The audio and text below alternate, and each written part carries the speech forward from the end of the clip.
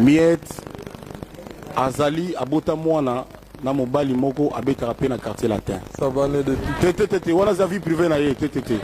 Alors bangomi balé moi courant ezoleka bien te.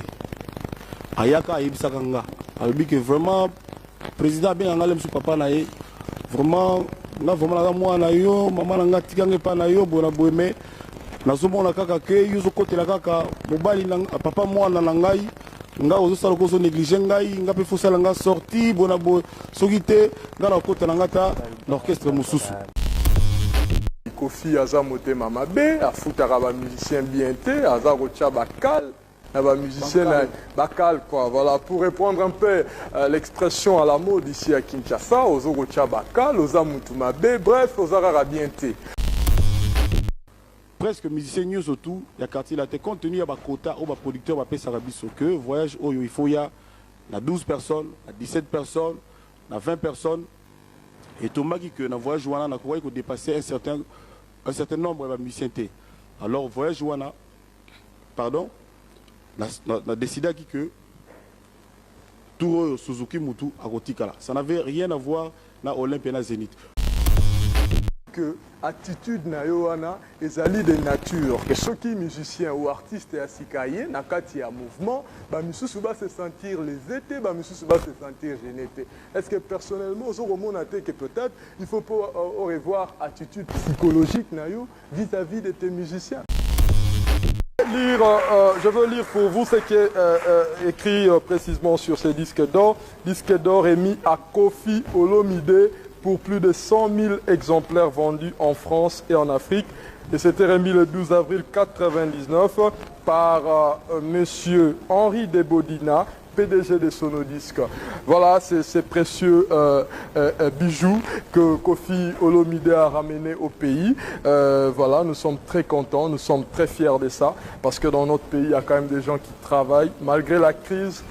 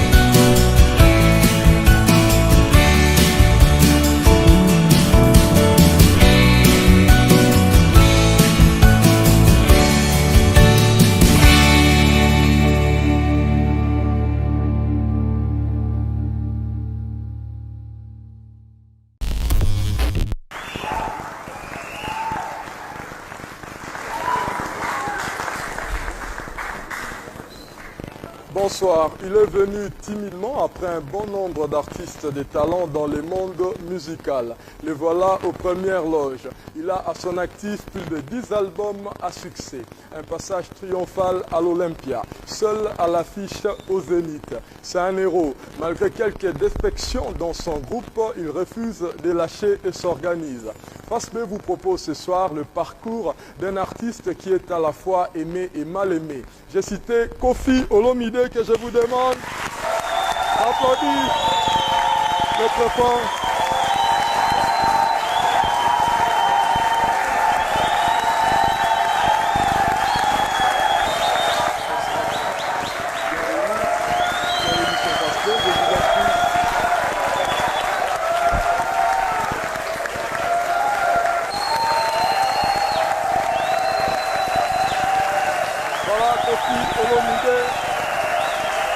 Attendu sur ce plateau.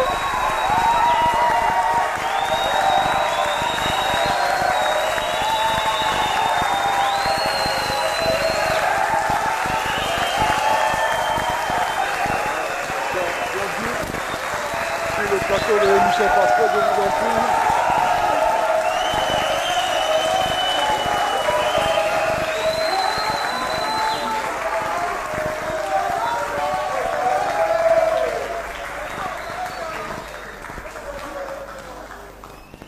Voilà, mesdames, mesdemoiselles et messieurs, un accueil triomphal pour les grands Mopao Koffi Olomide qui fait sa toute première apparition après l'Olympia et les Zénith et après bien sûr avoir réceptionné son disque d'or à Paris.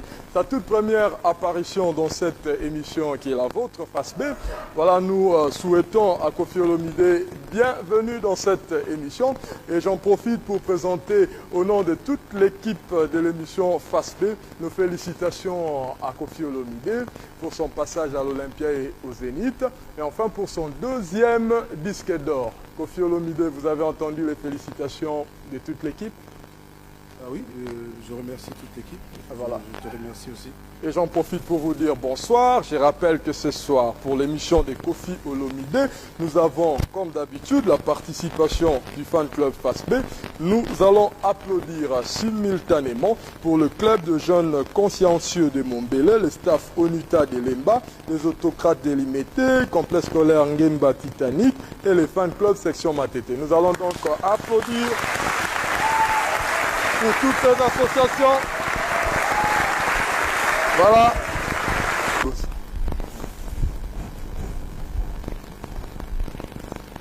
Ça va? Voilà, mesdames, mesdemoiselles et messieurs, après donc cet accueil chaleureux réservé au grand Mopao Koffi Olomide, j'en profite d'ailleurs pour les retrouver. Koffi, comme d'habitude dans notre émission, tu sais pas lui Minginde Toyambio Mbalaya Yambo après voyage na ya Poto. Tolingi d'abord parce qu'accueil réservé à ils sont très chaleureux et ils ont salon d'engeni. Oui, les Aïsengoming évidemment ceux qui au côté un accueil à Boy, nous ont remercié Batuyo Sobazalia. Donc Touchenga c'est un plaisir, merci beaucoup. Ok, Koffi Olomide, où tu as la Olympia, où tu as la Zénith, où tu as le deuxième disque d'or na compte album Loi, après la Noblesse Oblige. On rappelle que l'album Loi a été vendu à plus de 137 000 exemplaires. Alors c'est tout un chemin et un parcours moraux quand même riche. Tolito et Basoki, Lelo n'a pas retracer ce parcours et carrière musicale au banda ou piti au comina moya Lelo. Pour l'instant, moulaï quoi, si on a le bien à retracer carrière, les moulaï bon, pour l'instant le plaisir, comme on s'aligne plaisir, il y a invité nga. Na banagi musique là, na mon classe, na banagi la guitare. D'ailleurs, muto l'accent au bête guitare à Lelo. So lingana représenté parce que Koffi Olomide joue à l'accompagnement et il le fait très bien et ça sera un honneur pour nous de pouvoir recevoir son maître, c'est lui qui l'a aidé à pouvoir gratter à la guitare. On va applaudir pour lui.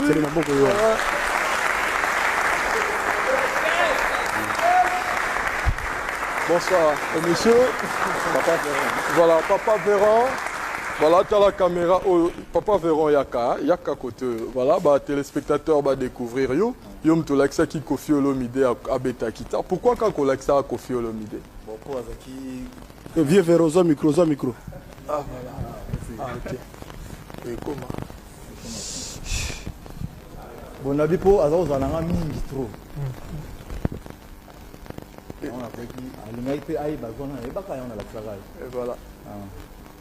Et qui recommence, Bandela. Bon, la Bible, pour toujours années mingi. Voilà. Donc, on a leur bêta, il peut aller qui aïe, quoi, on a l'accès. Ok. Alors, est-ce que vous allez fier, Naël? Oui, vraiment fier, mingi. Ok. Yomongo Tika Guitare. Tu es la bêta, hein? Au Bétara, un quartier latin. Bon, on a bêta rappelé, mais n'est-ce pas Yorana, l'air en coquille. L'air en coquille. Tout ça, il est comme tout ça, il est comme l'air en coquille. Ok, merci Papa Véran. On applaudit pour lui. Merci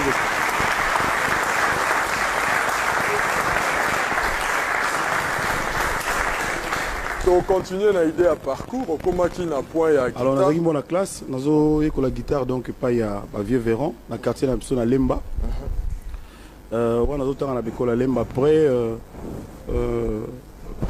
nabano salamo banzembo moko ya ndenge wana ti bon bana quartier amasalanga to kola ba samba ba modogo tout ça ba vie na biso ba bani tumambu banzembo za pas mal na ba mususu na kotanga te ba za ebele ti bon un diplôme d'état kaka guitare papa na biso toujours à tombokaka vie nanga Johnny ko toujours contre ma musique kaka nega ezalaka bon ti bon banze musuna bano sala bon bandi ko yebana na kepoto surnommé nga série moko l'étudiant les plus célèbres bon nazaki na orchestre était bon nazaki obligé pour na rester banze molé mususu bon nzonzing quoi on va bengaka mingi na kozwa ba musicien na travailler et belé na mutumo boy comme on a Beniko zéro faute popolipo na biso kazali awa Beniko zéro faute azali awa ah yeah. Voilà.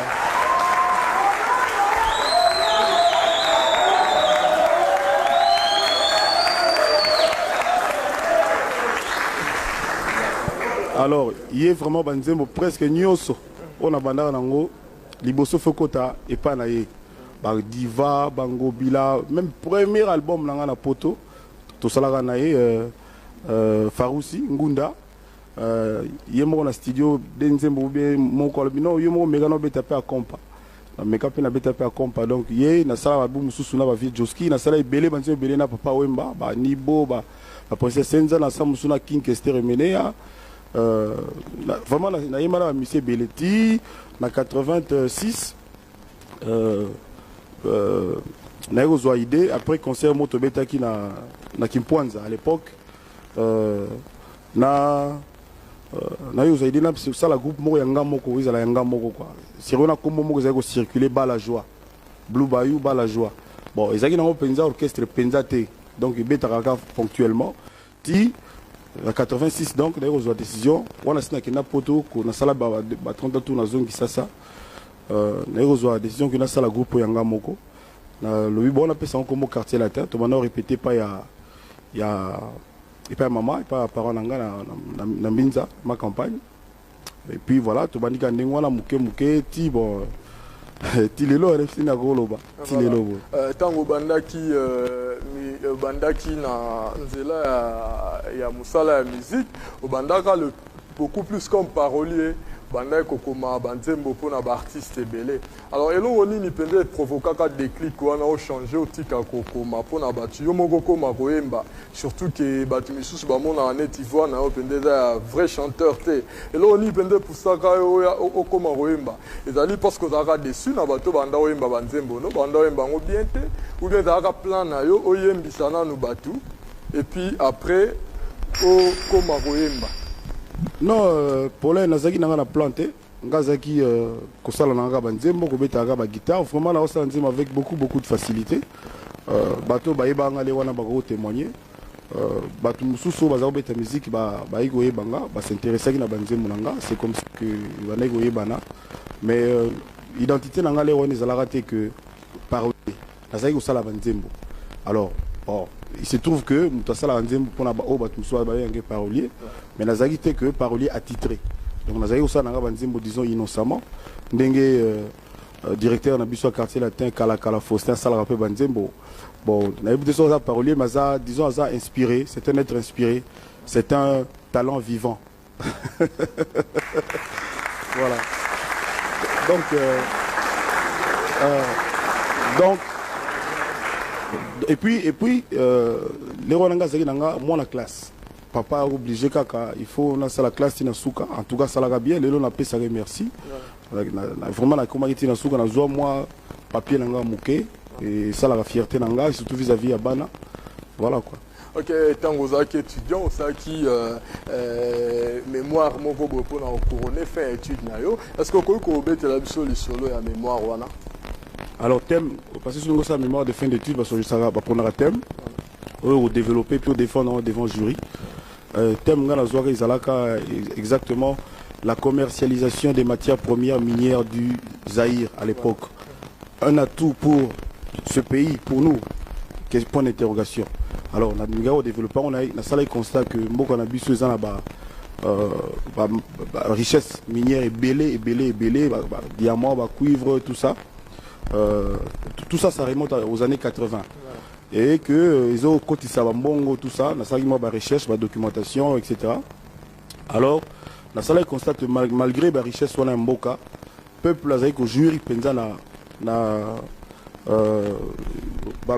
produit il y a commercialisation nango te parce que gérance nango redistribution nango par gouvernant il y a époque ils allaient qui bien été. Alors on propose ça quand il attend ah non, la proposition ça dit ce qui redistribution moko comment dirais-je meilleure et Zalaki ça dit peuple pouvait se tirer d'affaires bien donc le peuple Zaïro à l'époque il y a moins de souffrance disons quoi. Voilà donc ce genre ezaki yango et puis les na soutenaki yango na zwaki les balobaninga là na zwaki et puis voilà quoi. Et félicitations et Koffi Olomide à chaque émission face. Vous mettez un tambour côté na zwaki.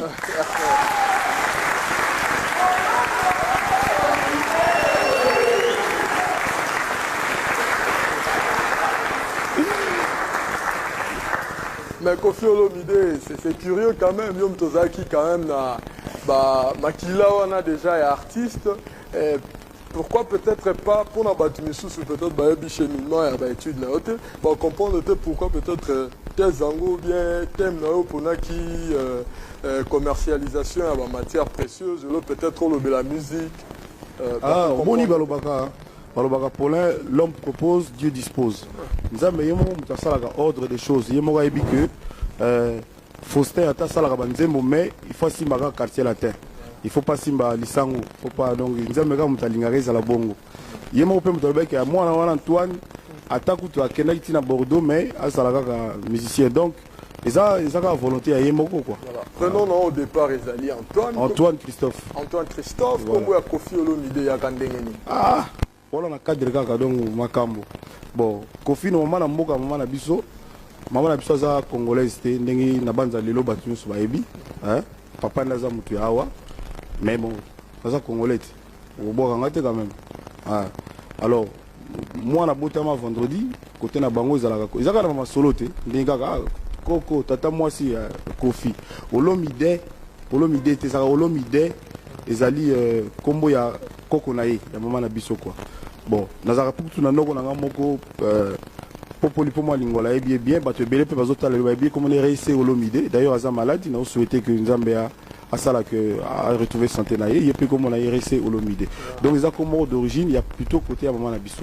Ok, Koffi Olomide, à chaque émission en face B, nous avons l'habitude de balader notre caméra pour demander à l'opinion, aux personnes qui vous aiment, qui vous soutiennent, qui suivent votre carrière, ce qu'ils pensent de vous. Alors, ils ont parlé pour Koffi Olomide. Nous allons donc suivre cette rubrique qui s'intitule Point de vue. Suivant ces reportages qu'on a bien voulu réaliser pour vous.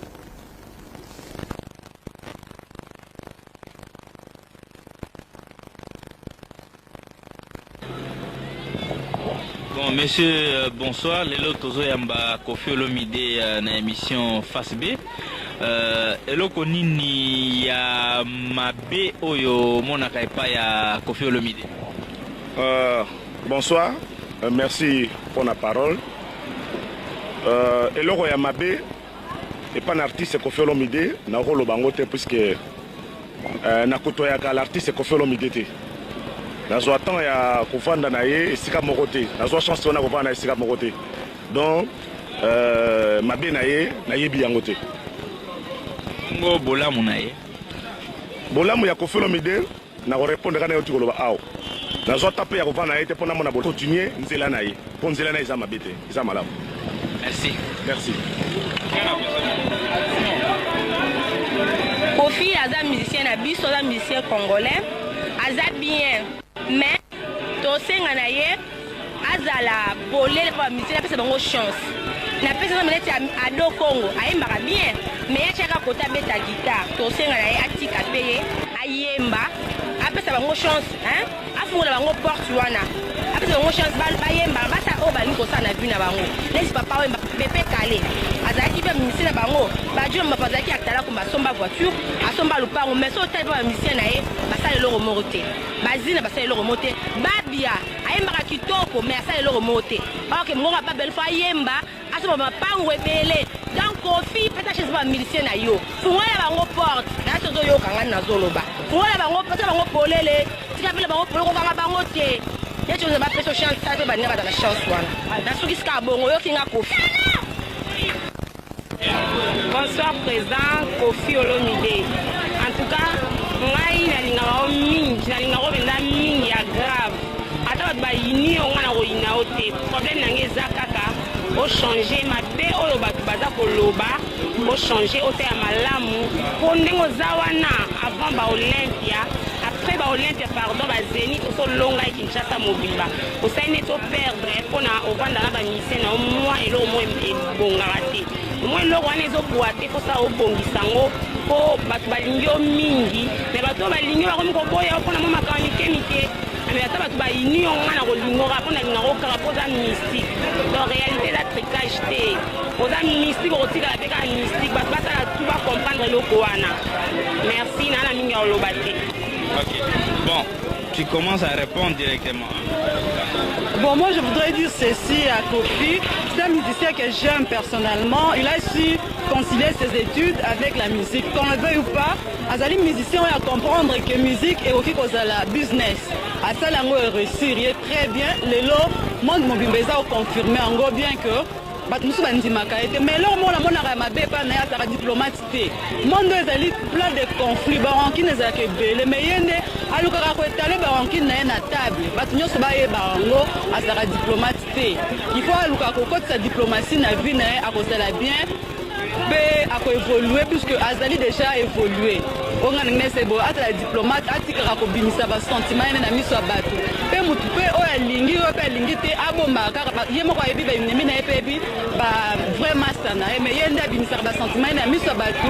Yango ba Azali conflictuel aye ko la cause la diplomate et cause la bien pour la carrière na e pour la reste à vie. Merci. Allô? Otozo ya Kofi Olomide et le ronini ya malamu mon n'arrive pas à Kofi Olomide. Merci beaucoup pour le lobano pesingai. Kofi Olomide asa artiste mo vraiment confirmé. Parce que pelane pe mingi. Mais logo vraiment nazo regretter makasi pour un moment oyo. Ndenge ba musicien ba gomi kotika e bazo kendaka. Et logo vraiment na osenga na e. Soki akoki kozongela esale ne ona kala ndenga fandaki na ba musicien. Et surtout kofuta bango malamu po musale ko kotambola kitoko po orchestre ndeza bongo ezaja société mo munene be na monde entier donc on s'appelle mingi vraiment azonga le sale na kala nyoso na ina opona lobaka yango wana. Merci ko pesa point de vue na yo pona Kofi Olomide eloko ino mona ka ya malamu na o ya mabe na moi conseil ko pesa e bon moni ngai na bandi ko kolinga Kofi Olomide le lote. J'ai connu Kofi Olomide depuis 1978. Surtout à l'époque, à Imbara Banze Moneti, Anibo, Senza, qui est là, Kofi, c'était une grande vedette. Bon, à un certain moment, Abani ko déconne. Ko déconne pourquoi? Parce qu'il a des conflits dans Batebele. Comme avec Kester, avec Papa Wemba, avec Félix Wazegwa, avec Nyo Galongo. Tout ça, ça veut dire que Kofi d'un côté, Kofi est mauvais. Donc, à ça, ma casse a réparé le Guana. Surtout, il y a Kofi Olomide trop. Voir même à Gobet, on va concert Belé na Poto, on va concert à Minemine, par exemple, na Zénith, na Olympia. Avec Gobet à Tozela, qui est on croyait que Bagoya, on est surtout pour que tout y ait bien, à Betty concert à Martyr. Et vraiment, ça n'a pas tenu, même dans Kota qui mais Simba qui bien fait parce que Batou dessus. On croyait que toute l'équipe, vous voyez, mais nous tous Sengaye, à Mekana, au Bongissa, au Kanaba Petiwana, au Kanaba Ninga, parce que c'est une grande vedette. Voilà, il s'abanzi Mwakitoko, à Samakasi, à réparer l'Okoana, à continuer Moussanae, dans ces cas, ils sont tous à la Simanae. Merci. Bon,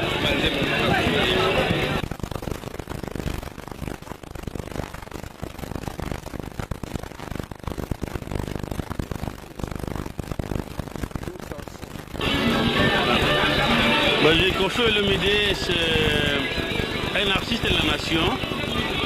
En fait, c'est un baobab de la nation. C'est-à-dire qu'il a fait des choses, des œuvres qui ont valorisé la nation congolaise dans le monde entier, à l'Occident et partout. C'est que nous devons l'encourager et l'honorer. Comme on honore tous les artistes et partout. Comme on honore Michael Jackson, comme on honore tous ceux qui ont chanté, qui ont fait des grandes œuvres dans leur pays. Mais en fait, il a aussi ses problèmes, ses faiblesses. C'est que tout ce que nous pouvons lui conseiller, c'est de ne pas trop se lancer dans les polémiques avec ses collègues. Parce que là, ça ne sert à rien, ça ne valorise pas le pays, ça ne nous amène à rien. S'ils ont des problèmes, qu'ils les arrangent entre eux. Mais je dis que Koffi Olomidé, c'est un grand artiste et je l'admire beaucoup. En fait, le conseil que je peux lui donner, c'est qu'il puisse beaucoup plus se concentrer sur son travail, sur la production, sur les œuvres qu'il fait, qui sont de grandes valeurs, qui sont de la même valeur que les œuvres que, par exemple, Michael Jackson fait, que les œuvres que tous les autres artistes du monde font, mais qui laissent un peu le côté polémique. C'est tout ce que je peux lui dire. Merci. Bon, ok. Allez, bonsoir maman. Bonsoir. Tozoyamba Koffi, hein. Alors toli toyeba na ndenge asala mosala na yo eloko nini olingaka mingi? Ngai sur le plan positif à Koffi nalinga makasi ndenge ayembaka. Nalingaki mingi neti biso badiva tolingaka Koffi mingi tose retrouver na banzembo na ye. Mais sur le plan négatif, Koffi na comprendre te lo nini aoluka juste na comprendre te. A commis donc pour a commis le plus célèbre mais na ndenga mabe. Koffi poye bana aluka donc yoka ka Koffi afingi neti ba papa wemba na Koffi azamwa muke fafi au kofinga ba papa wemba te. Koffi a commis donc mabe na comprendre te. Na comprendre te na senga a changer pour na biso ba diva, a changer makasi. Et bon aussi c'est vrai que a changé, mais est-ce que vous avez un conseil mon pas total aussi que moi liloba mo wa ebisae na ndengo kanisaka liloba wa ebise na ndena kanisaka na lingake mingi a décevoir bisote a changer pona a commencer batu banko mingi ba nyuso bakomi na ko Koffi na munoko mona zo décevoir biso makasi a changer.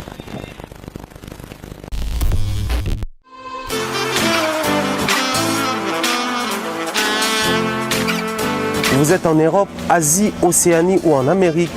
Voilà, aujourd'hui c'est très facile d'envoyer de l'argent en Afrique. Tap Send. Tap Send, les moyens les plus faciles pour faire vos transferts en Afrique. Et surtout en République démocratique du Congo et la République du Congo.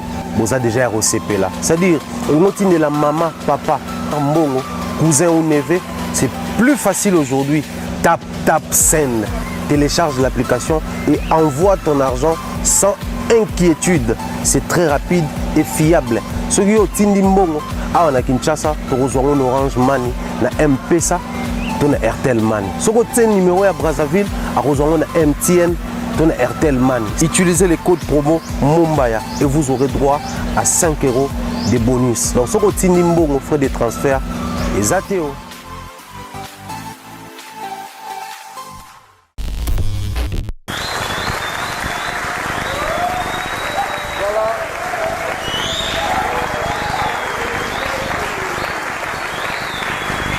Voilà, mesdames, mesdemoiselles et messieurs, c'est la fin de la rubrique Point de vue. Ils ont été très sincères, tous ces gens qui ont parlé directement à travers cette rubrique à Koffi Olomidé. Il va pouvoir donner sa réaction dans ma communion sur Baoti Kolobawana. À retenir, Balobi, en gros, Koffi Aza Moutoumabé, pour Salaka polémique. Pe akanga ba mission na ye balobi pe Koffi Aza moi bien kwa sala moi banzembo na ye bon na Rolanda conseil ba pesi na Rolanda pour ça la polémique na naza quand même content parce que il vaut mieux quoi, il vaut mieux que Moutou Azala na opinion sur yo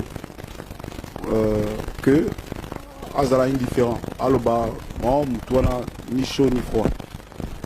On a respecté point de vue à Moutounio surtout. Mais tonton Moro El Boussa Loba qui a lobby, pour nous juger Moutou, il faut approcher aux appelés naïs. Voilà. On a polémiqué. En ce qui concerne le musicien Koffi Olomidé, la vérité sur la rôle Banine. C'est vraiment un exemple, il y a Monsieur Moko. À son mandat, c'est bien. Enfin, la polémique, c'est tout. Voilà, Koffi Olomide, nous allons revenir sur ces points de vue juste après une autre rubrique. L'invité invite. Chez les autres, les invités n'invitent pas, mais chez nous, on permet à notre invité de pouvoir un invité de son choix. Et ce soir, tu nous as invité quelqu'un et tu vas pouvoir nous le présenter et on pourra donc à l'occasion de cette émission faire sa connaissance. Et tu nous diras pourquoi il est ton invité et lui, ton invité, pourra réagir à ton invitation en direct sur cette plateau. Voilà. Alors, cher Paula, chers amis, vous qui êtes ici, il m'a été demandé donc d'inviter quelqu'un que j'aime. J'ai choisi avec mon cœur d'inviter quelqu'un que j'aime beaucoup, que j'admire beaucoup, qui est un grand de la musique dans notre pays. Il s'appelle Simon, c'était l'aîné. Je vous demande d'applaudir très fort Lutuma Simaro Massia. Voilà.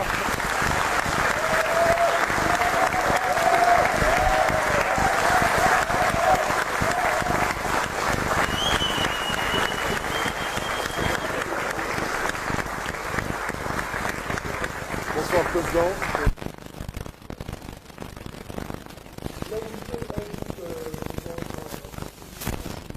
Grand poète, Koffi Olomide. Koffi de prendre d'autres micros. Alors, oui, c'est vieux, vraiment merci. Salut, honneur. On dit Makoya, la émission Nangai, face B, les allocutions Nangai. Présent.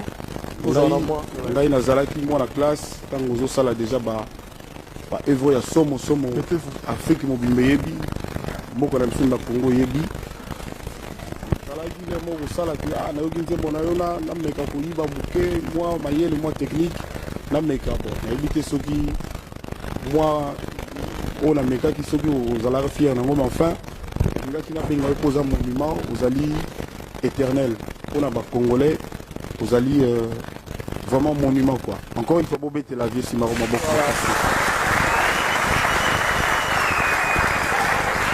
Alors le grand poète Lutuma Simaro, on a quand même la réaction na maloba ya leki na yo Koffi Olomide. On a leki na ngai Koffi Olomide maloba ke kozanga te. Parce que na banzi lelo Afrique mobimba on a tanga nono kotani ya bapaya te na Afrique mobimba. Surtout biso ba nkolo na yedo biso ba congolais. Amaze toza lelo na lolendo ya kozanga mwana kitoko lokola Koffi Olomide. La génération na bango basi kolongola biso soni pe bazo tombola bokumu ya mboka na biso na mosala biso muziki moboti to baboti bakoyoka ntango mosusu to baninga mosusu bakoyoka ntango mosusu mwa soko boti moyibi ntango soko bomba na baobeta mwana na kwenko na bakobeta pole moyibi mama ni azalaka okoti na kikuku mais soki balobi ke no Paulin oyebi Paulin ya nte ah bon Paulin mais c'est mon fils. Donc le gars dans un monde de condamnation, pour y faire des cas, assez à l'obéissance. Na sepela kanabali qui n'a rien so, pour y baser contre pour la moi aussi. Lelo, Koffi, basé que ça le monde de la biso, biso te code, biso c'est bien, c'est te tali l'ombre. Tabulé à ça le cola ben na nemo moke, na tika na balé qui nous sous na kata bisanga, bango nde bazo tika na kazaka wana. Mais ndenge na lobaka na papa bwe mamba muso na banzi kaka yo na bino yambo ya komenisa mboloko mukumba utala makolo na isoko elendi. Applaudissons pour le grand poète. Na banzi lelo moyembi munene lokola Koffi na lolendo tango nga na tambola na bisika muso mboka muso so batuni ngai boni kuna bato na tuni bango bionu boni binoir. Parce que si on dit Doni Binoir n'est pas dans le Zati, n'est pas dans le Zali. Tala Koffi, ce que tu me total à l'eau, on a l'an 2002, on a mon publicité déjà le 19 février 2000. Donc le baquet, Azali, moi si tu toques au bateau sur Bazo Tambola, c'est pas là. Déjà le coup, on peut donner une option. Quand on a mon salaire, on a basé notre gouvernement, on a eu andaki anulaki naloba toujours que soko yebi ko lola baninga koyeba pe kolata donc komso na vandi na ndako noki aye kotala ngai parce que ayaka kotala ngai parmi baleki na ngai bayaka kotala ngai donc Koffi pe parmi baleki wana donc bayaka kotala ngai ayaki na motuka abenga na libanda abi yokana ezelaki Dieu voit tout ayoki ngai mosala kitoko atuni ngai question bongo mosala kitoko ngisuga la bongo bamie suika bango oyebi epai nauti te toseki biso mibale toyebani ngape mokomosu nakamati zero faute navandi na poko nati yango na yo tititititi nazongisi na yo titititi na mona bomaloba ebele ya kitoka malheureusement estce baninga basi oyo ya mboka toyembela bango maloba wana bazwaka mpe ntango ya kososola maloba wana estce bazalaka na ntango bamikotisa na posa na ntango biso toyembaka. Ok, sans pour autant Nakato Maloba, Kofi Olomide, Yona Kolutu Simaro, Boyembaka Bolingo, Nandengo Batuba Ebeli. Alors, Yomoko en tant qu'artiste, Simaro loko la modèle, la différence ni salata entre Bolingo et Yembaran, Oyo Yembarana, Oyo Lutumba Simaro P à Composaka. Pour la question, les alliés un peu compliqué. Normalement, nous avons jugé les alliés publics, les engagés. Nous avons lobby tant que via Zaïko Sala Banzembo, nous avons une idée que tout est que nous avons Sala Banzembo. Donc, on a Yoka Banzembo, on a Maïele, vieux Zemsho, Bosona Bossani, Baba, et Baléazaï, Baléazaï et Belé, donc, et Tikala la mémoire. Donc, nous avons comparé au Yanga na Oya été d'abord, parce que il y a les alliés na identité na ye o motuni surtout yebi il y a visionnaire il y a poète etc. Yanga isa ndenge oyo yebi. Je préfère encore que public mutu et ça la différence voilà. Moi j'en profite pour remercier en tout cas de tout cœur le président Lutumba Simaro pour avoir accepté l'invitation de notre invité qui est Kofi Olomide. Alors, nous souhaitons bonne chance au président Lutumba Simaro qui prépare son album qui est déjà enregistré au niveau de Studio Ndiaye. Et c'est pour couronner vos 60 ans d'âge. Et nous espérons que ça sera de la très bonne musique comme vous avez l'habitude de nous proposer. Encore une fois, invité voilà, Kofi Olomide. Kofi, oui, pour chanter de fils que 2 ou 3 phrases. Voilà. S'il sera disponible. Et ça sera une réunion de grands. Encore une fois, merci Lutumba Simaro. Et ça sera pour la prochaine fois.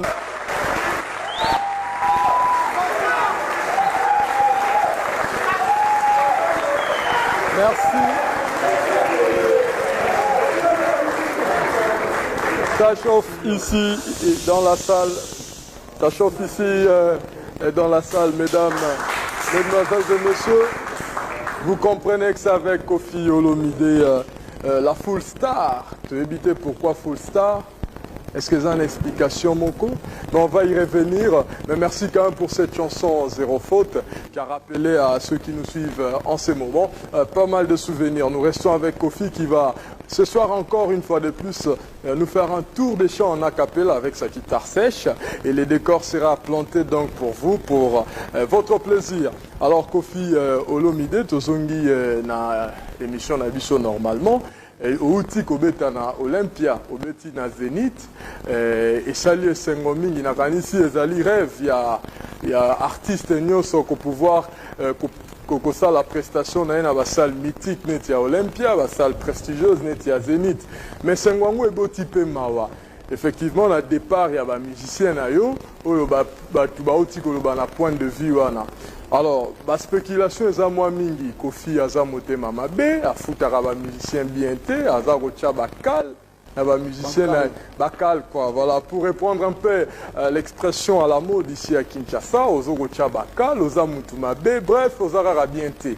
Alors pour na yo version nini okopé sabatu lelo, po baeba parce que yo vandaki na bango, bazali ba artiste bandai ko sale pa na yo, ozali mieux placé pour sabiso eloko nini tindaki.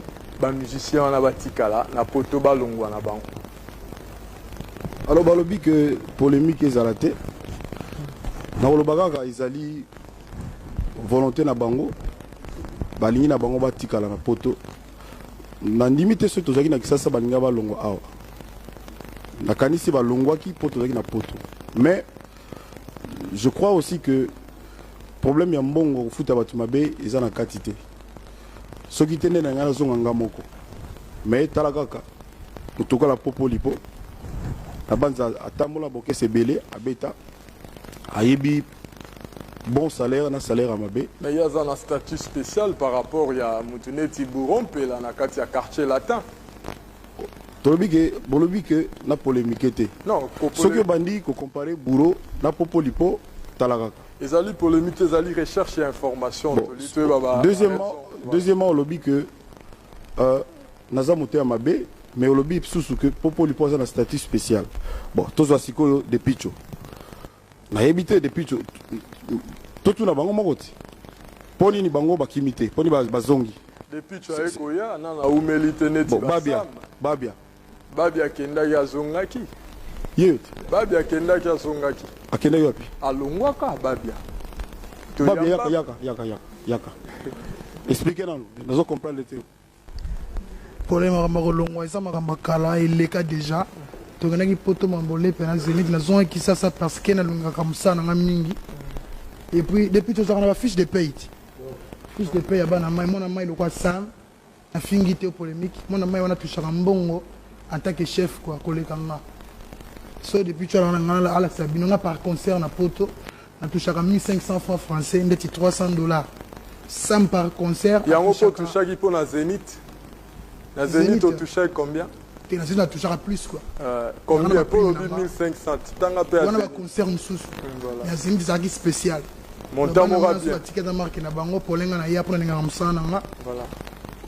Merci Babia Chokoro. La question est adressée.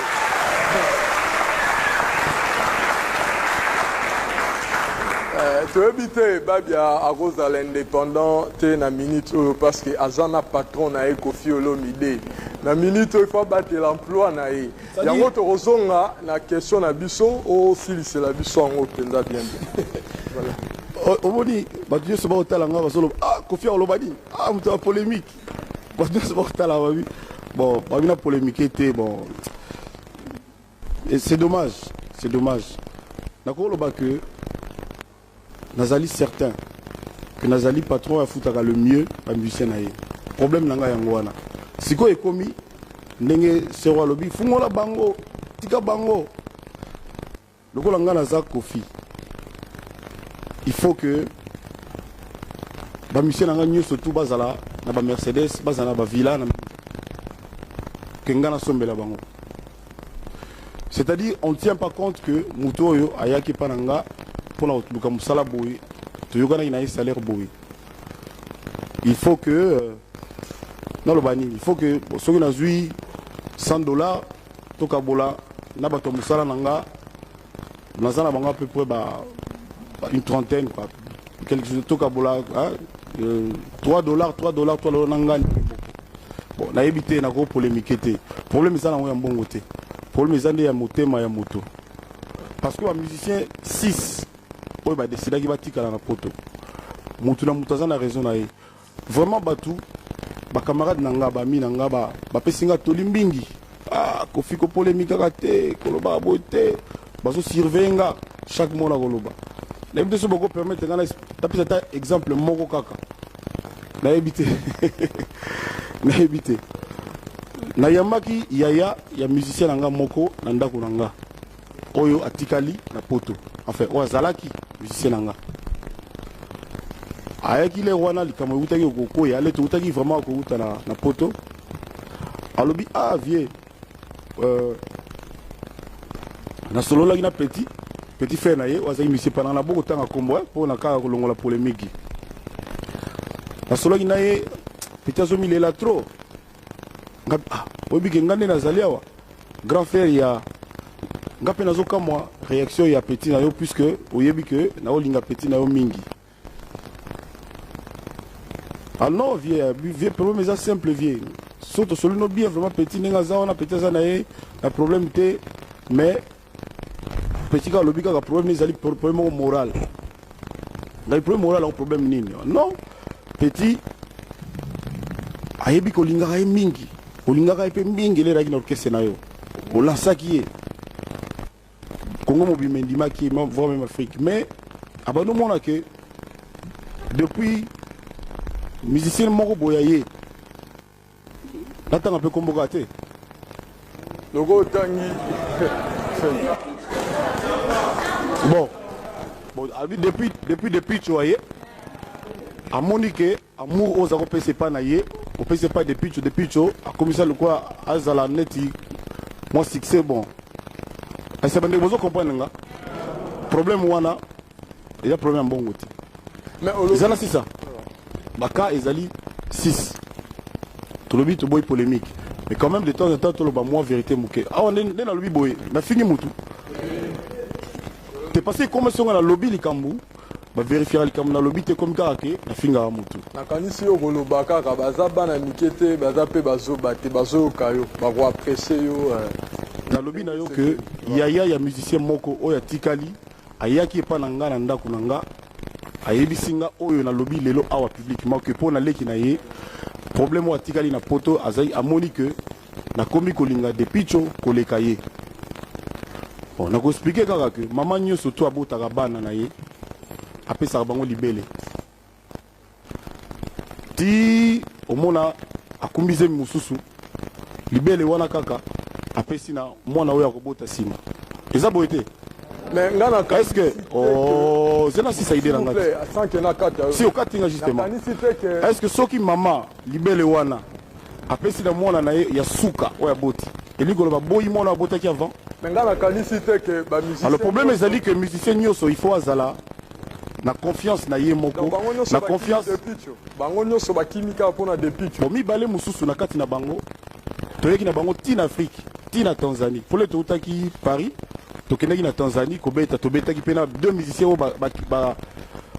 bazongelaki poto à partir ya Tanzanie bango bayaki pa na nga tosololaki bayebisaki nga que pona nini nazwa musicien moko na poto na ya na ina kisasa comme on est GF yaka na GF pona bango balé c'est-à-dire voilà c'est-à-dire moi na mobali oyo azali français de nationalité mais d'origine congolaise alingaka Koffi Olomide alingaka musique azali pe musicien azali pe na orchestre na ye na poto mais amoni que pembeni nanga peut-être akozwa moi lupemba ya koleka ya makasi peut-être pendant 1 an 2 ans 3 ans ye moko ndenge aza wana ayebi bon atunanga depuis 2-3 ans aza kotunanga la même chose non obenge sima aza kotunanga la même chose que aya na mouvement nga nazali toujours kohésiter nazomona moto azalaka na poto place batu bakanisaka kuna makambo to ezalaka kaka sava ya préféré aya na ye awa epa na biso na mboka na biso vraiment ça m'a épaté na admiraki yango epa garçon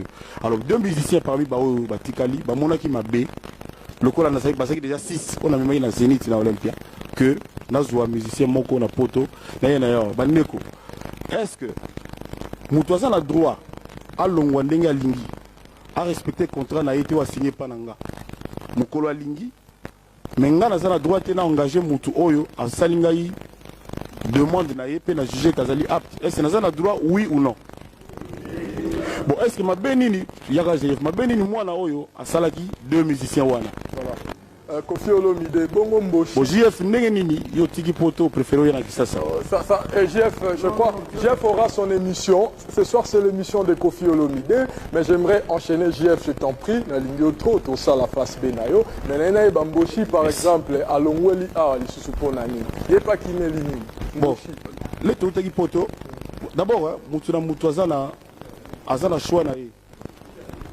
mutu na mutu azana choix na ye na vie nalingaki namona yo mutu oza mutu malamu nalinga namona yo vraiment mutu malamu soki otunaki nga me moshe ayaki mpo na nini pourquoi atikalaki déjà te pourquoi azongaki donc nafutaki mabe te nafutaki bien yango nayaki bon sikoyo alongoleli awa abetaki kaka concert moko je crois 2 abetaki kaka na stade et puis na inter le toye awa tokuti bamusicien ebele bayokaki déjà lisolo bajeune soki opermettre na kopresente yo bango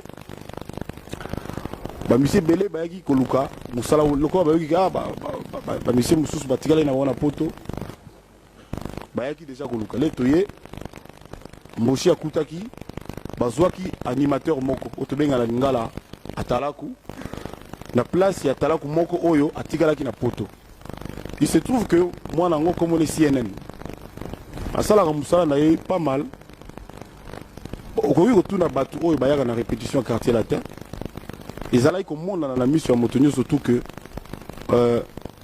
s'il te plaît Paulin ezalaki komonana que na motema na ye azalaki kosepela te ke ezala bazwaki animateur mosusu mpo na ye il fallait azala kaka ye moko bongo nono na miette Oh, au moins il dansait ce qui a longé. Puis comme on a journal tout le moment la face, il faut zaga ya Kofi. Tiens, et si.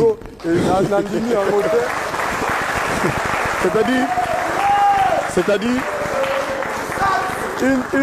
une précision quand même, Kofi Olomide. Nous parlons de défections au sein de l'orchestre Quartier Latin.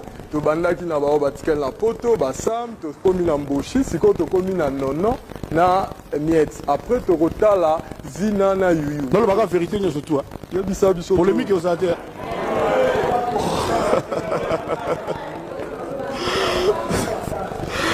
Bon. Là, le bagage. Bon. Au moni. Miette. Tant que maman n'a eu. Aza la seule danseuse où on a la kenda au senga parents n'a eu. Miette a qui danseuse te. A eu moi la classe. Aza ko la musique nanga bina bien. A tout n'inga mais pourquoi pas comme danseuse pour soya na répétition zo bina tout ça. Il faut moi la maman na kenda na tout na maman na eu andimi a comme danseuse pas. Tu vivras bien. La salle est moussala nanga. Moutunyo surtout le loi ebi miette chege y compris yo. Problème miette ezali na quartier latin te. Ezali wapi? Na lo banyoso. Na lo banyoso. Alors ah t'es na lo banyoso te.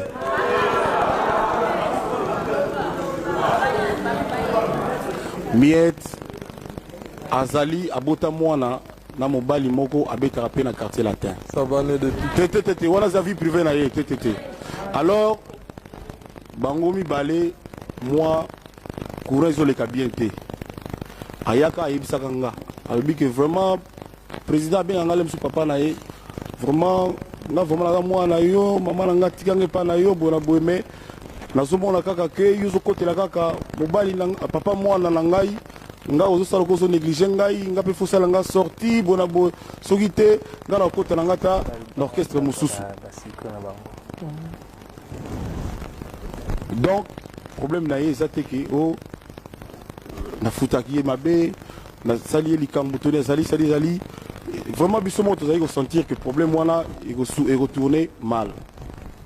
Mais au-delà de la question tuni ngai nga pe ba au moins yo makambango quoi.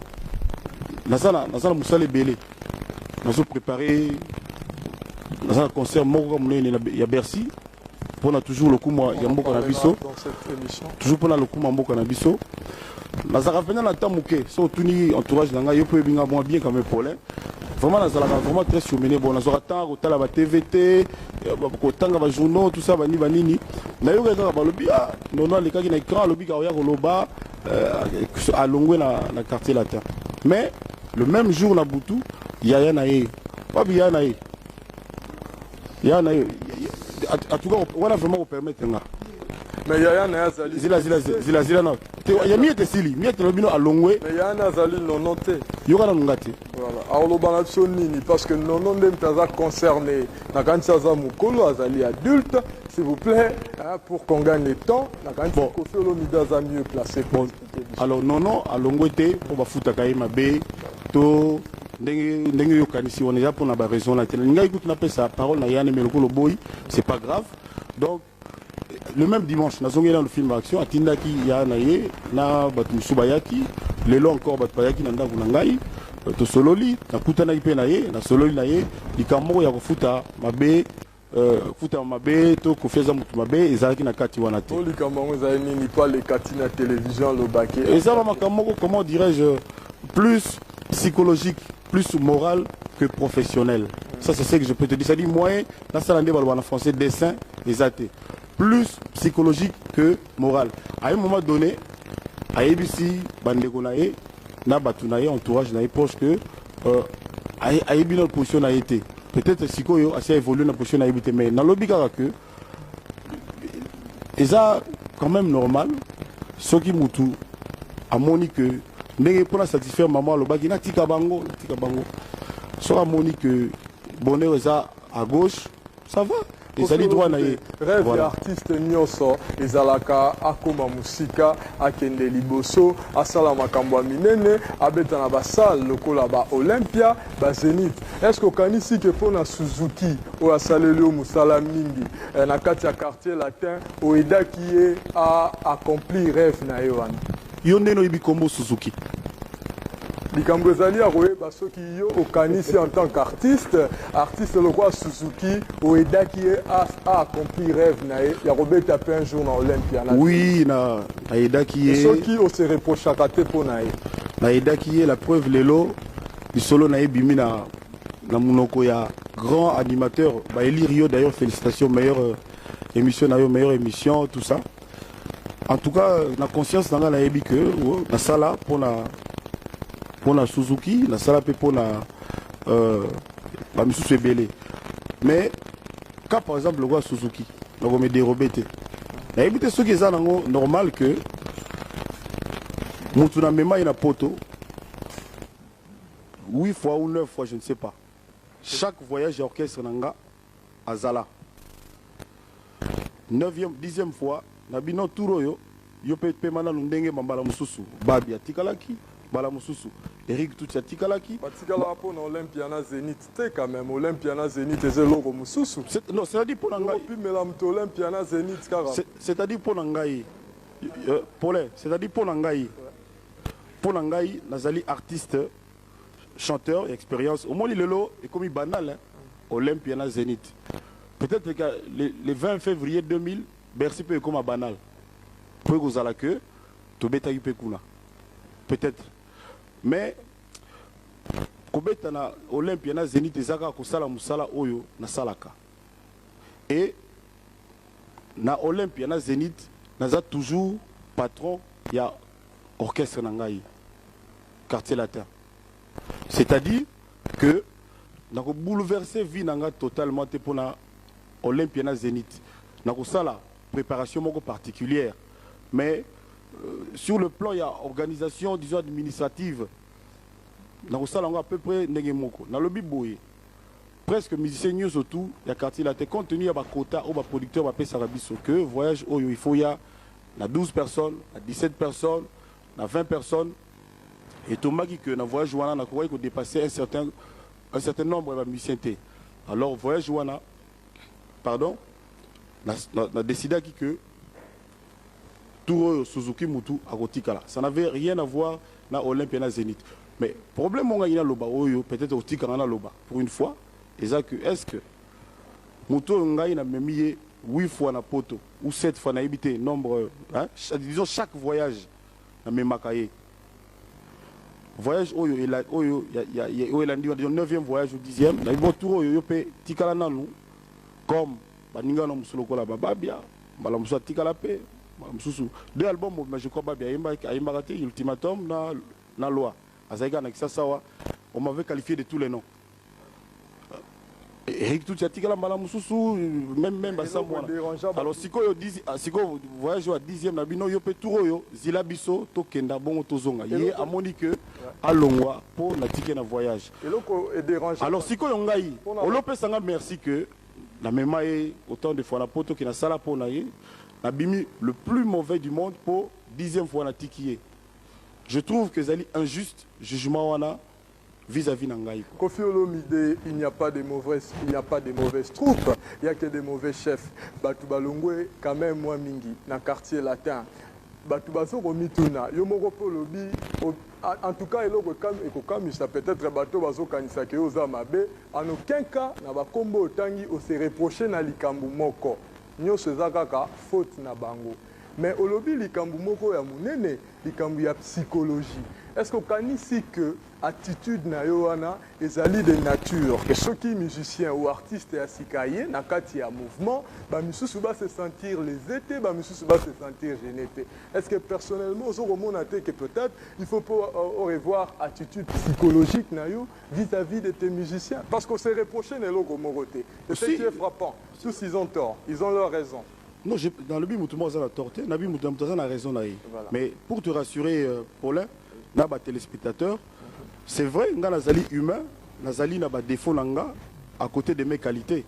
na lobby jamais que nazali parfait mais na lobby que ceux qui ont lobby nanga que ba musicien bazolongwa pour na foutre bango mabe ndenge yo lobby ndenge batu bazokanisa ndenge batu bakanisi ndenge bakanisi na lobby que c'est faux ndenge na tout na vraiment na batu ndenge babi alobaki awa est-ce que soko futaka musicien na yo na concert moko $300 au futaka ye mabe est-ce que batu belé a tozali awa na sanza moko bazwaka $300 et est-ce que na orchestre mususu bato bazwaka $300 par concert moko ata na poto bazali ebele moi j'aimerais bien bayebisanga na information yanga na yebi ke ezali ebele te c'est pour ça na lobby que problème wana ezali problème ya mbongo te ezali problème mususu le mususu pe biloba loba ya batu ndenge batu mboka mobimba ndenge naza na sentiment lelo en tout cas contre mutumoko. Avant de vous retrouver, Kofi. Oh, mais Zena Sagolobako, Zena Sagoloba, s'il te plaît, Zena Sagoloba Nalo. Namona Nanoute. Problème Mukendi. Namona Nanoute. Nengo Lobi na ute gobeta na Olympia. Na ute pe gobeta na Zénith. Tu beta na Olympia na mois d'août. Tu zonga na février. Na outi mois voyage mo mikolo elekiawa. Na sa zilona kisasa. Tous les journaux, Otangaka. Kofi Kakaza, Mutumabe Bafinga Kofi. Banda août, Nazaki absent na zonga na février, Tilelo, ata journaliste Mogote Aya, Yosa Yeliboso, Atuna Ngai, Sangonini, Bone pa Okendaki. Mais, article tout ce qui combat Kofi Ezali, Kaka Kofi, Mutumabe, Kofi, Mabe. Quand même, Nazali Mutu, Nasala pe malamu, Nasala pe malamu. Mutu mogote na mokili azali kaka na mabe to kaka na malamu ngai pe à côté ya mabe na nga naza pe na malamu mais comment est-ce que mutu mogote aza kolobango nenge frère nanga kinda Kiki de Paris azali koloba ceux qui disent du mal de nous le disent bien mais ceux qui disent du bien de nous le disent mal ezali kana nga lelo Kofi Olomide.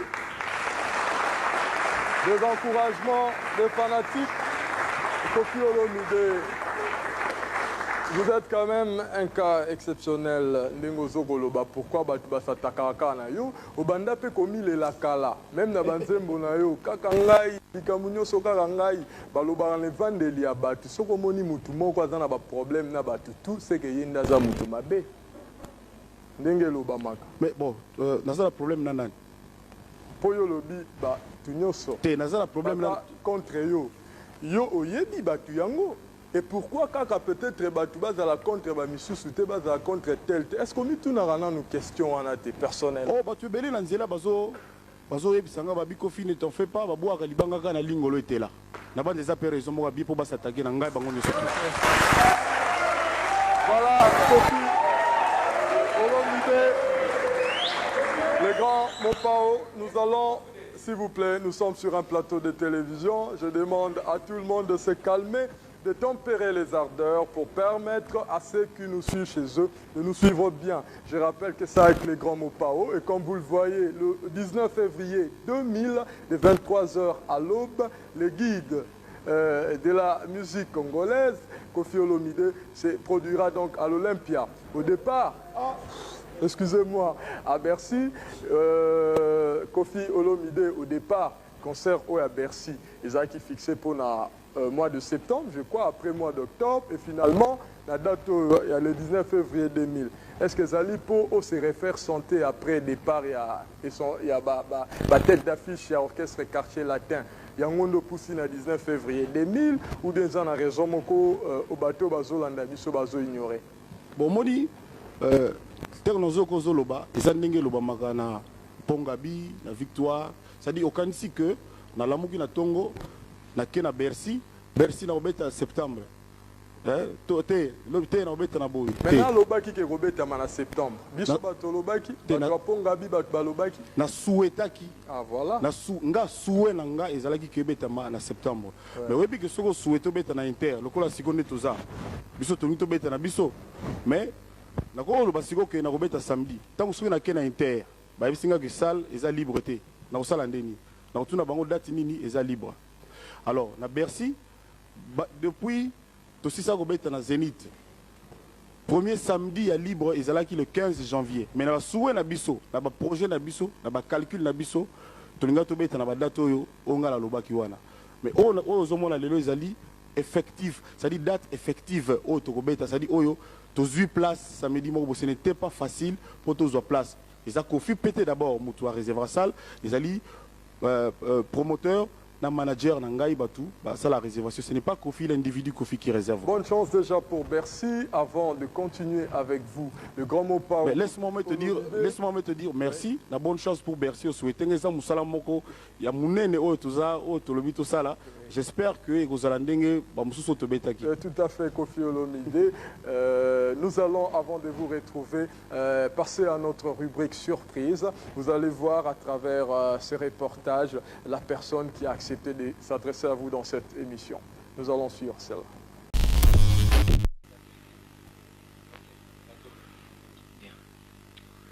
Bonsoir Antoine. Je suis très content de me retrouver ici dans cette émission pour pouvoir m'adresser à toi. Je remercie les frères Paulin et Yves qui me donnent cette occasion. Nangana rappelé, est-ce que Webi Papa John Belasusu qui habite à guitare d'Angers. Tantôt à petit, tous autres qui kuna na louvo pas naé, tous ça la tout, toi bah, toi linga obeta guitare, na zobeta, yo zobeta, mais nga vraiment aussi mbaté. Yo un peu plus doué, zobeta guitare, nga vraiment ti le lokutu, na ba ngote. Depuis tant on a ti le lo yokuta na ba texte. M'a amélioré sur guitare, mais mieux ti netigé, bah Olympia, type place au commis, félicitations. Na parcours à nos sali, vraiment je suis très content. Bah tout le monde peut voir au CPLA. Mais les gars moko nga lingaka vraiment, ezalaka ninga na lingaka, au sala ngopé. Na famille tout. Problème. Tata, les alaka, mais baranjaka kaka. Or, Papa Wemba, aza membre de la famille Napso. Ozo kende panaye, azo yana pale, azo dame, yozo dame panaye. Pourquoi est-ce que le lot vraiment, ça la m'a sonné en até? Nga vraiment nazo souhaité pour kalate awa, moi yozo landa, Papa Wemba ça 50 ans. La ligne jour la fête inaye. L'anniversaire pour la fête monene ozala tout ozala on appelle d'ailleurs na ozala après tout Wembaza est né na biso la ligne vraiment oyo kana naye ozala un peu plus de considération naye à mokolo na biso. Je crois que oyo kinga na lobby. Merci bien.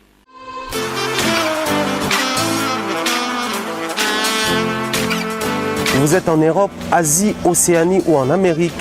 Voilà, aujourd'hui, c'est très facile d'envoyer de l'argent en Afrique. Tap Send. Tap Send, les moyens les plus faciles pour faire vos transferts en Afrique. Et surtout, en République démocratique du Congo et la République du Congo. Vous avez déjà ROCP là. C'est-à-dire, on de la maman, papa, mbongo, cousin ou neveu. C'est plus facile aujourd'hui. Tap Send. Télécharge l'application et envoie ton argent sans inquiétude. C'est très rapide et fiable. Ceux qui ont Tindi Mbongo, à Kinshasa, tu reçois un Orange Money, na M-Pesa, tu as Airtel Money. Ceux qui ont un numéro à Brazzaville, à reçoit un MTN, tu as Airtel Money. Utilisez les codes promo Mumbaya et vous aurez droit à 5 € de bonus. Donc ceux qui ont Tindi Mbongo, frais de transfert, les ATO.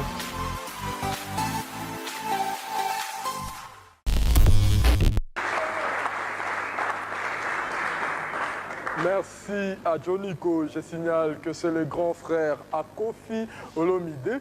Joniko a donc accepté de s'adresser à son jeune frère à travers cette rubrique surprise. Et j'espère que Kofi est vraiment surpris et étonné de voir son grand frère s'adresser à lui en toute sincérité. Je crois que c'est plus à Kofi de pouvoir réagir qu'à moi. Alors, Kofi Olomide, pire petit, il y a vieux naïe, Netoyo Kanabanzembo, pur vieux, il y a petit naïe. Alors, nous allons donc avoir la réaction de Koffi Olomide. Vieux Johnny, merci. Nous avons vraiment touché. Nous avons vraiment touché, quoi. C'est-à-dire, et ça a émotion, moko, na ressentant au kala. Yaya, nangai asali, a joué rôle na Yaya. Papa Wemba azali kulutu nanga. Na banza, les lois sont entourés par Batu Belé. Dans le bac azali, doyen na biso, jeune, relativement jeune, autozo beta, musique ilelo. Et zala, biso nyo surtout quoi, aza Yaya na biso. Ayebi pas azali que na lingaka ye mingi. Na yebi pe que alingaka nga. Mais ndenge Yaya Johnny vient nga tuni pourquoi toyoka na raté motif moko scientifique ezate likamo penza otowe la ezate eza d'abord ba fanatique na biso otosala ka musala moko ba yebisaka ye Koffi Salibu alobi boy ba yebisaka penga Wemba alobi ba Salibu mais ndenge loba inanga tout à l'heure Paulin ezaka raté que batu mususu bazan ba réaction neti papa Wemba bonga naza parfait la sala mabe morote lelo oyo je vais parler avec mon cœur bino batu bozoyo kangai awa pe na bandako boybisa papa Wemba na lobaka na yimbaka banzembo boyebisa ye azali vie na ngai oyo nalingaka soki le mosusu na liloba moko to mibale asantaki ke na mankaki ye égard to na fingaki ye alimbisanga.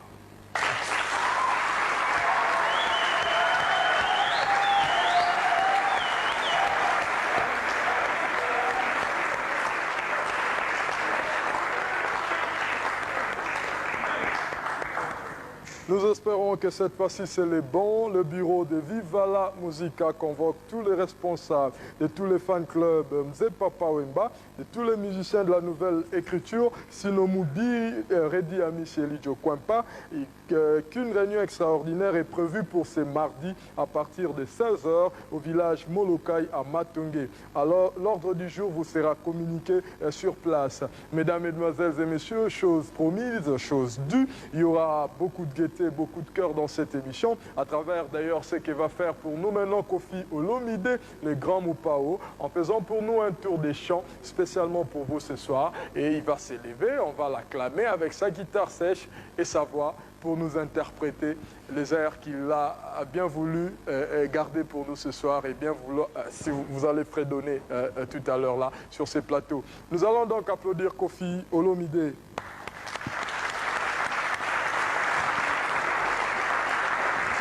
Est-ce que beaucoup de la chose de micro.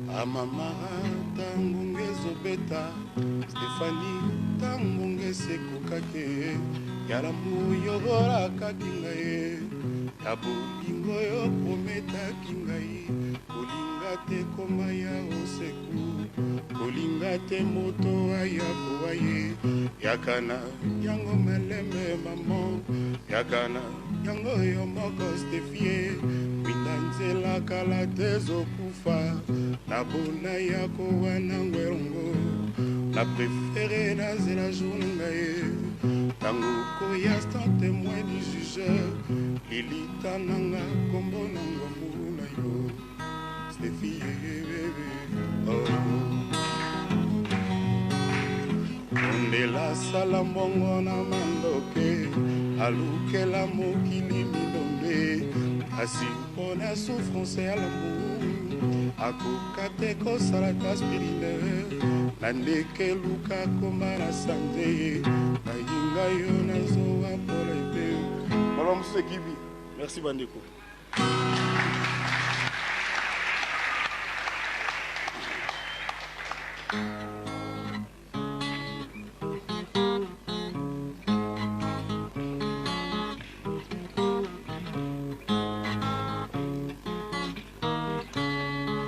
kuyanga bolingo ye wana aza kotikala ngana kembo bembo na nzoto azali kitoko mingi Daro, pardon, naimba bien.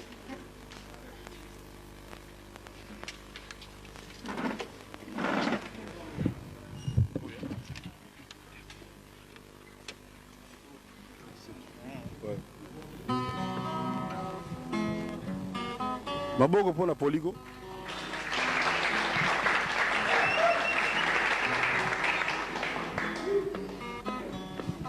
Nuyanga bolingo ye wana aza kotikala ngana ke bordeaux na nzoto azali kitoko mingi mwana moke oya mama na kati ya motema azali mpembe ayebi ndenge basalaka mabe te nasengi palado na nkombo ya masiya nsima na nga botala ndiyese na biso oyanga bolingo ye wana aza kotikala nganake mobembo na nzoto azali kitoko mingi mwana moke oya mama na kati ya motema azali mpembe tout blanc ayebi ndenge basalaka mabe te nasengi palado na nkombo ya masiya nsima na nga botani ese na miso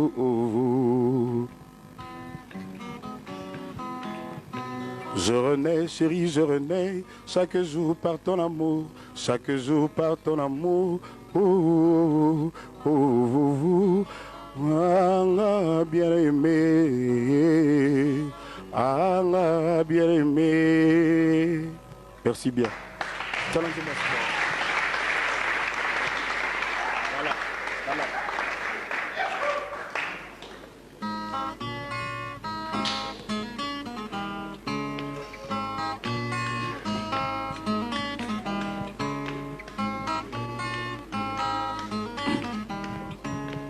Nyakozwa ngango kausanga mpota responsabilité na yo nakananga yo moko yebie nazalanga sa rancune kaka ndambo amertume nazalanga wana regrette yebaka soki demain si c'était à refaire nakolinga yo lisusu kaka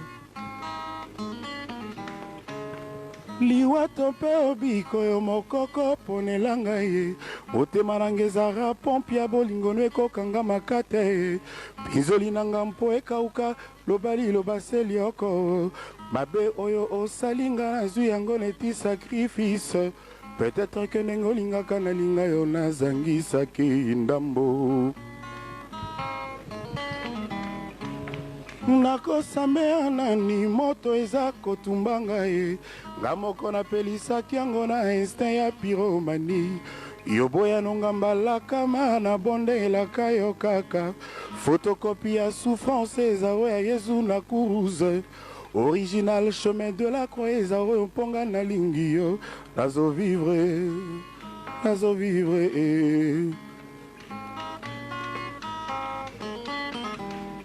bandela kosekisanga parle-moi encore d'amour bongongonga ya liwa nanga amieko ma retardé ndoto nanga ta deja kala esi ekomaki illusion etumba nanga ekotikala se konkete ya mula yo po kolinga ya kobongwana kolinga baninga bakosalaka komo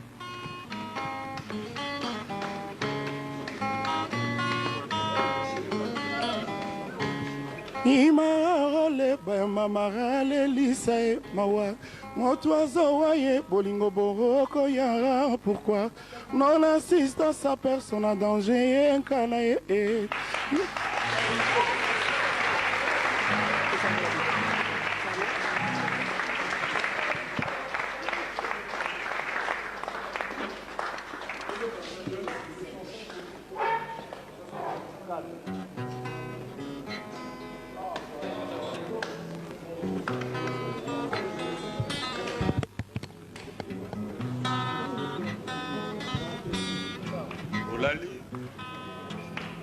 Olala teko.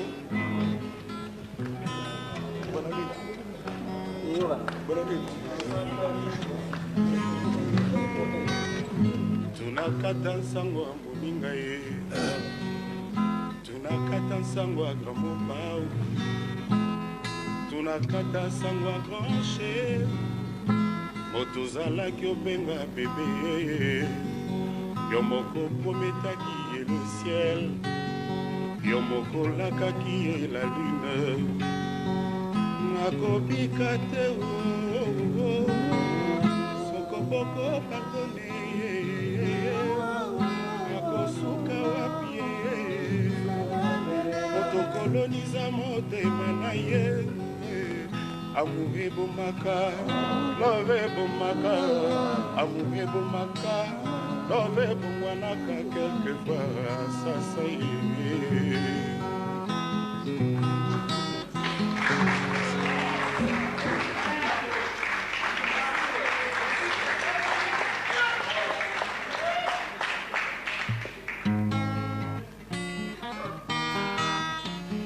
Moko moto bandakinga pe moko moto ya kosukisa ngai lipatela lebana nizaria sebele santalea florabea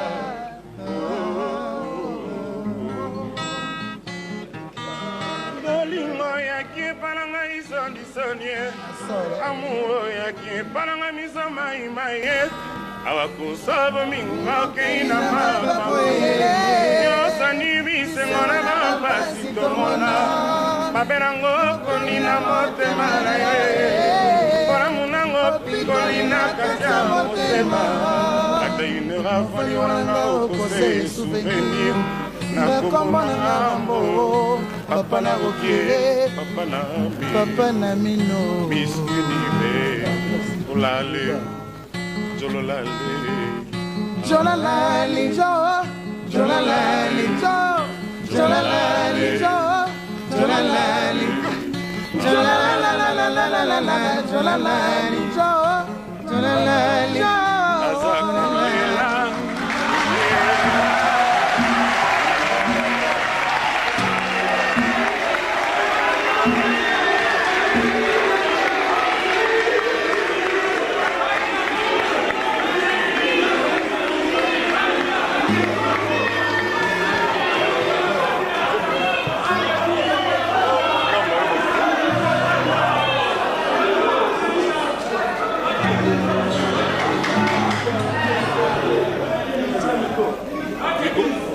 Migo.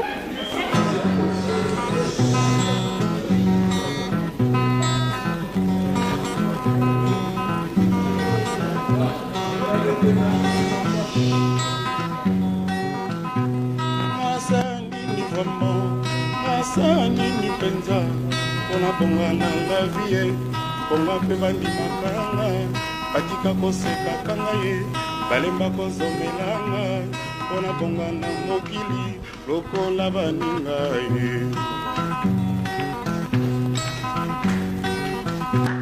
moi moko soki ezali nzela moko soki ezalaka oyo moto alangaka mpo abonga lakisanga yango yawe balado ata na ndoto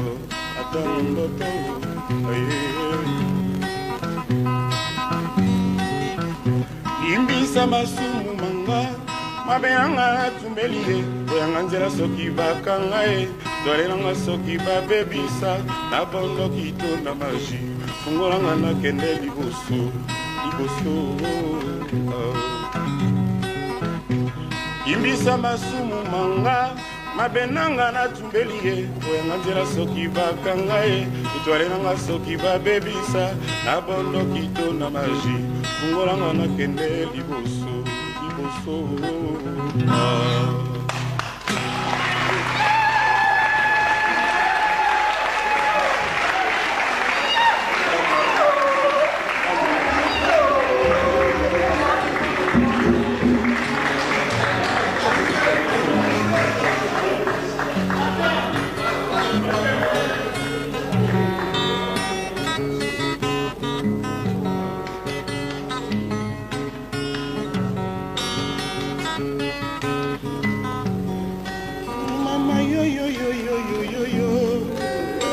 vraiment soki ezalaki ata mbongo nde nasenga mikwato oyo ya bibende oyo makasa eluti ngai motuya amo vraiment soki ezalaki linkonda nde nalukango na rythme meyameya mbe nazwa ata 10% ya mour napesa epai ya mbikwekena sans espoir de retour azongisanga ya ngai mandola mawa amo amikona rythme ya patapata mama yo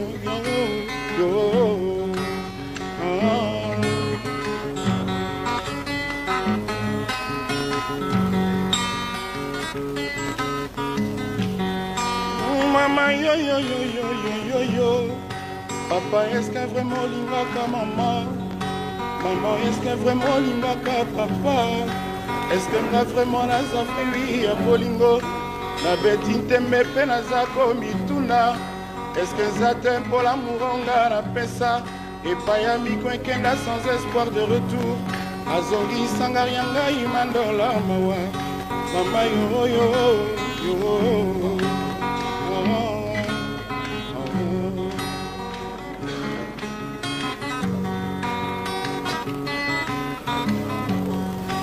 mama yo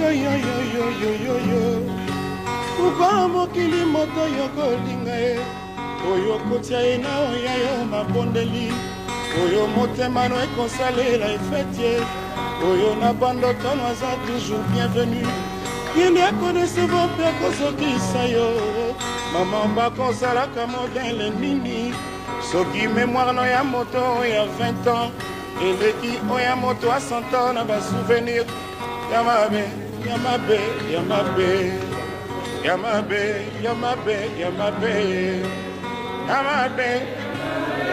Merci beaucoup.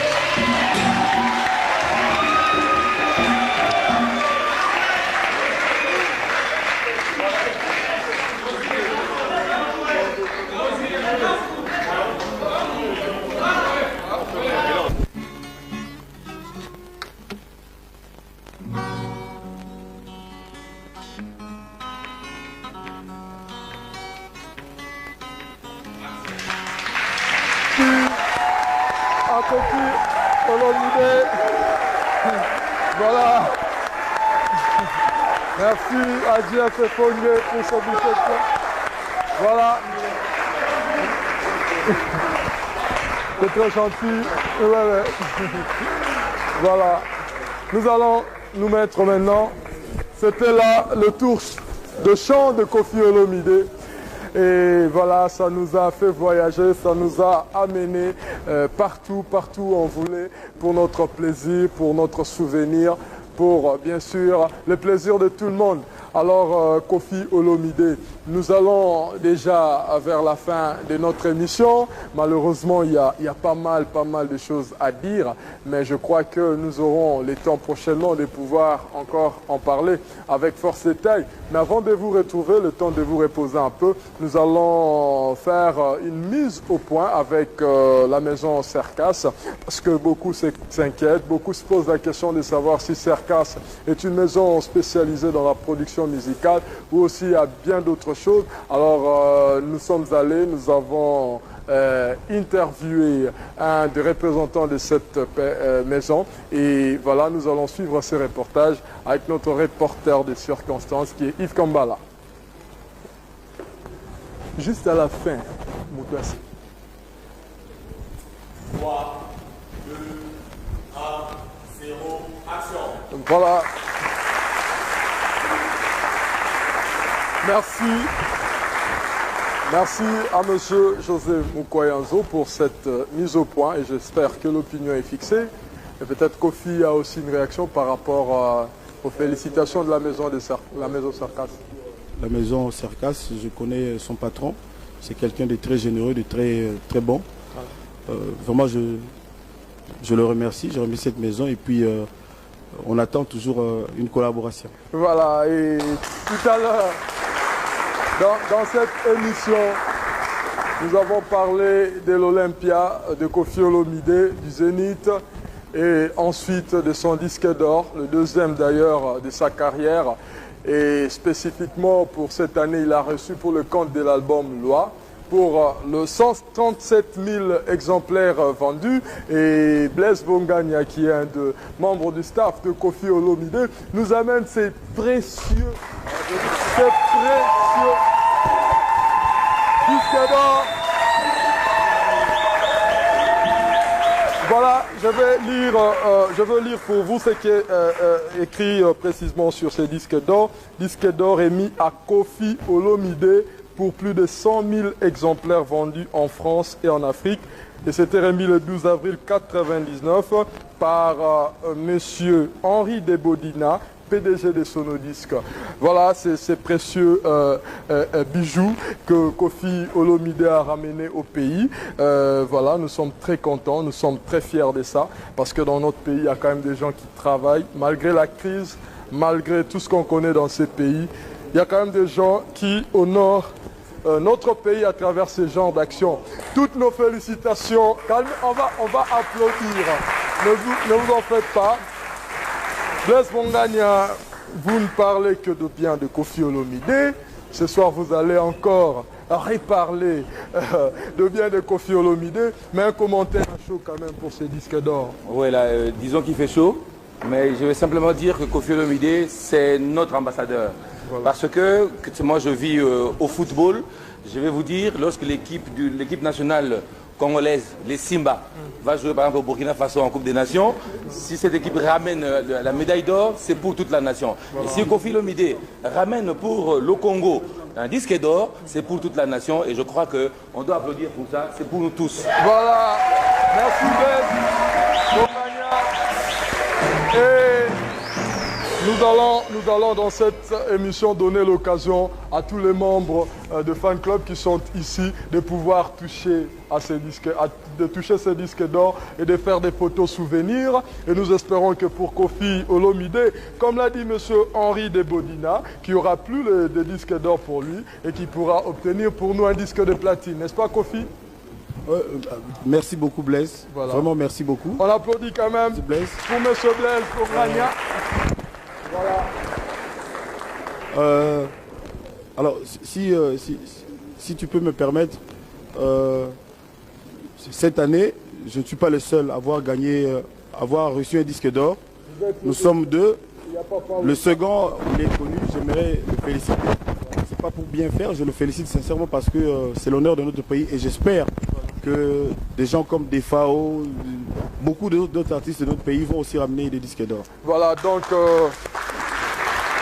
2 disques d'or pour cette année pour la République démocratique du Congo. Le premier a été décerné à Papa Wemba pour le compte de l'album Émotion et le deuxième à Kofi Olomide pour le compte de l'album Loi. Et nous sommes très fiers de tout ça. Et maintenant, Kofi Olomide, nous sommes pratiquement arrivés à la fin. Mais avant peut-être de conclure, j'aimerais quand même que vous puissiez nous présenter les staffs de l'orchestre Quartier Latin. Il y a eu, par rapport à toutes ces défections, une restructuration dans l'orchestre. Musicien ainsi qu'abaye, qui recrutement, il y a danseuse. Comment ça se passe de ce côté-là? Est-ce qu'on peut expliquer Bisso? Le quoi tu comme côté Souka, la linga qui surtout n'a m'adressé na ba fanatique à Kofi, ba fanatique à Quartier Latin, la linga qui n'a eu sabango ba kiti samitema, problème moko irréversible ezate. Quartier Latin ngayo nazali, asimananga bozomona, c'est-à-dire même sans qu'on recrute, tobeta na biso musique. D'abord bato tout to recruter na moka bandi ko beta te. So ko permettre nga po bato ba réaliser parce que bato bazo kanisa que ce nini ba chanteur boyana ba bien Eric Mamale Gibson de Picho JF boté mano bien on moi courage ko ouais bon mais vraiment bon côté quartier latin alors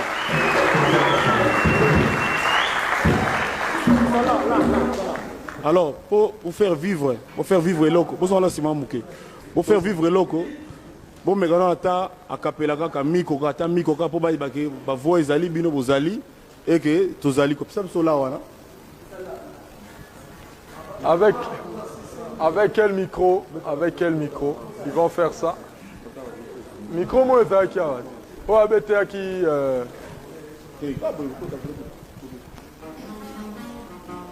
pesa kota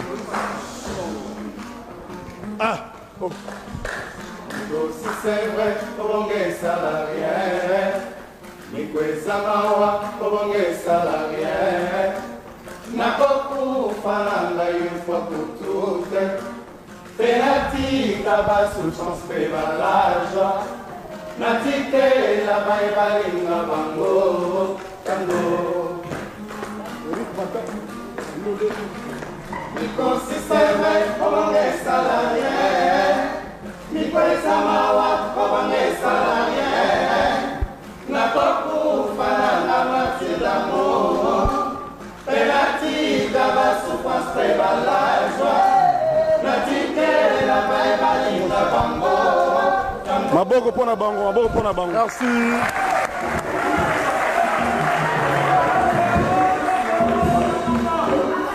Donc, sans coup de toko de sabatou, pour bao tout, baza bilunga kala, ba yi bango déjà bazala ramo. Tala nyoso tout wana. Boyaka rapide, boyaka. Voilà.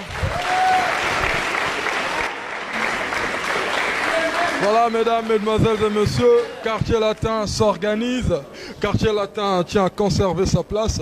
Vous avez vu, mesdames, mesdemoiselles et messieurs, à travers ce spectacle animé par le nouvel animateur de cet orchestre, de cette formation musicale qui est Kombonayo. CNN. CNN.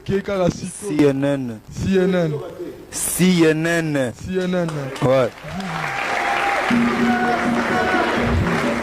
Pour l'année, ni combo à CNN. Bino Monica, CNN, grande chaîne. Toujours capté partout. Bisoso to Pessi, la chaîne Mike Zui et Kaboli. Voilà. Merci CNN. Kofi Olomide, nous arrivons pratiquement à la fin de notre émission, malheureusement.